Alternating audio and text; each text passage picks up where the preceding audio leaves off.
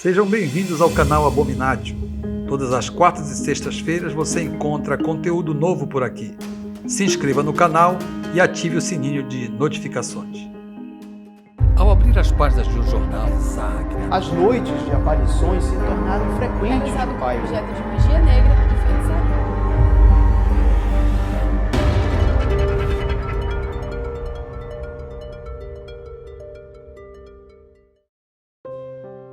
Entre os meses de agosto e setembro, o Rio Negro, que passa em frente à cidade de Barcelos, no estado do Amazonas, fica bem baixo. E é então que surgem as praias de areia branca do Rio Negro, onde são montadas muitas barracas feitas de varas de madeira e cobertas de palha. Eu e um primo meu que veio passar uns dias em Barcelos e mais duas amigas, fomos acampar em uma das tantas praias que surgem nessa época no meio do rio.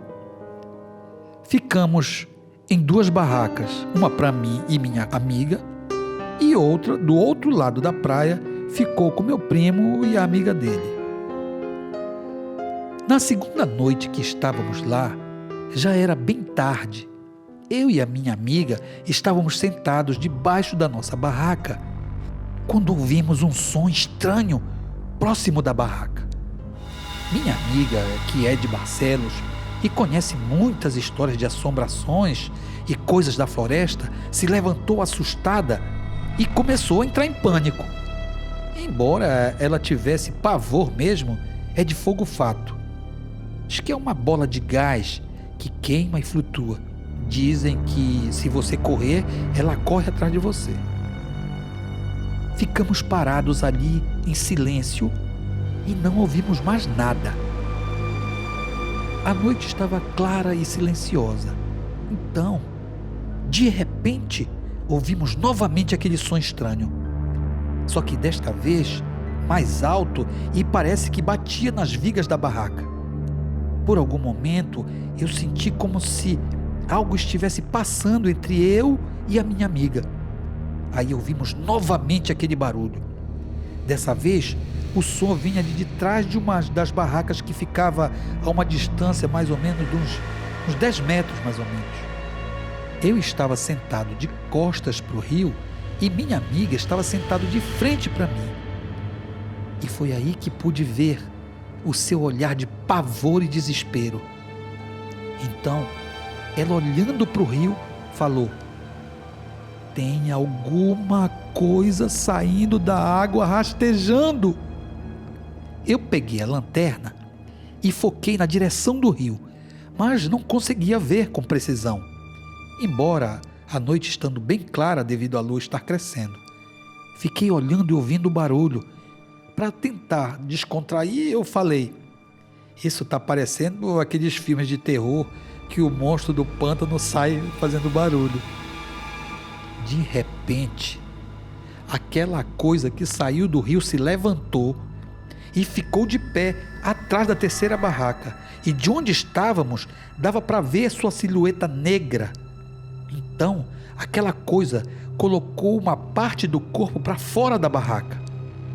Minha amiga regalou os olhos e entrou em choque, e de tanto medo perdeu a voz e caiu da cadeira e foi se arrastando tentando gritar.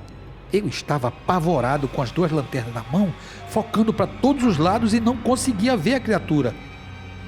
Foi então que aquela coisa saiu de trás da barraca e começou a vir na minha direção. Eu foquei as lanternas que começaram a piscar. Aquela coisa veio vindo na minha direção, fazendo um som estranho. Quando chegou a uns 4 metros de mim, pude ver com detalhes. Não era humano. Dava para ver que era meio esfumaçado, mas parecia pelos em forma de sombra bem negra e densa. Não consegui ver olhos e nem cabeça.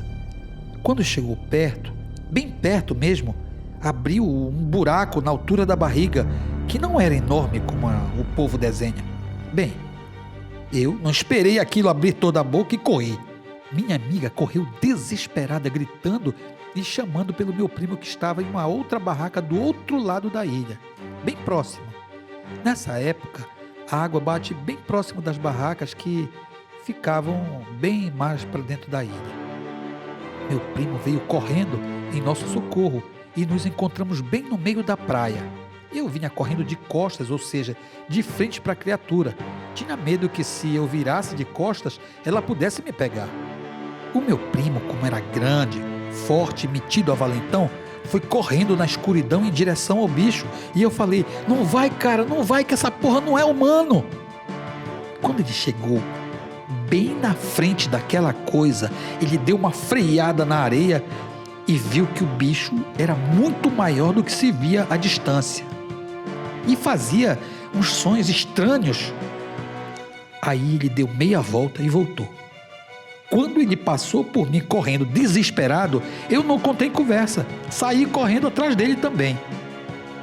Vou te dizer, eu fiquei muito impressionado com aquilo.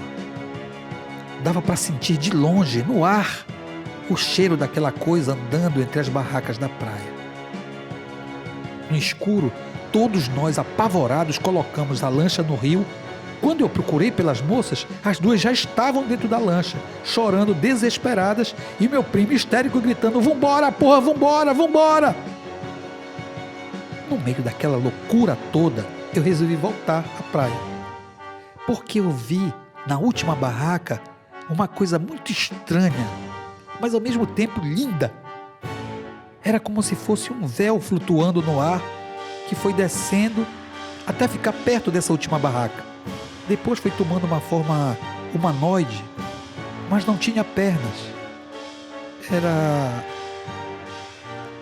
meio transparente e flutuava. Era muito bonito. Eu não ouvia mais nada. Parece que o tempo havia parado. Eu não creio que tenha sido enfeitiçado ou algo assim, mas tentei chegar o mais perto possível daquilo, porque eu queria ter certeza se aquilo era sobrenatural ou não.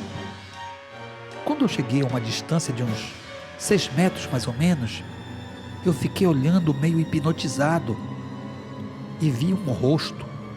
Parecia o rosto de uma geisha, com aquele tipo de luz própria iluminando só a face. Era bem fina. Então a face mudou e surgiram olhos grandes, e a face tomou uma aparência alienígena. Aquilo se moveu lentamente, se escondeu atrás da barraca e sumiu. Meu primo, que estava gritando histérico, em estado de choque, quase me abandonou na praia. Ele parou a uns 50 metros da praia e tive que nadar para alcançar a lancha, já quase no meio do rio. Quase eu fico.